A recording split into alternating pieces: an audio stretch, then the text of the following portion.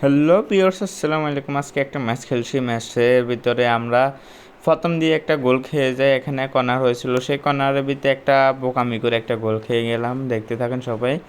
ওরা ফার্স্ট দিলে আমি বলটা পালাইতে চাইছিলাম, কিন্তু বল পড়ে না। ওরা বল মানে আবে তাবে কীভাবে নিয়ে বলটা গোল দিয়ে দিল আমি নিজে বুঝতে পারলাম না, পুরো ভেবাচাকা খেয়ে গেলাম। তারপরে আমিও একটা গোল দিয়ে দিলাম। দেখেন, আমি প্রথম মানে ওদের পরে আমি সাথে সাথে না পরে না আমি হাফ টাইমের পরে আরেকটা একটা গোল দিয়ে দিই, ম্যাচটা ড্র করে ফেললাম।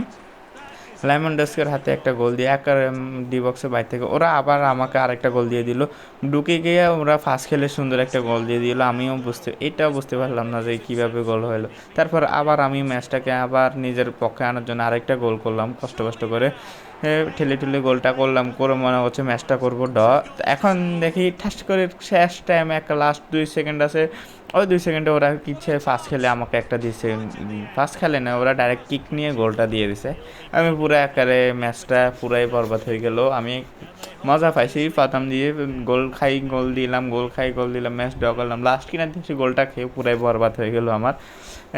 এখন ম্যাচটা হেরে গেলাম 2-3। তো আজকের ভিডিও এই পর্যন্ত, আর এখানে খেলা শেষ হয়ে গেল। তো ধন্যবাদ সবাইকে। আসসালামু আলাইকুম, আল্লাহ হাফেজ।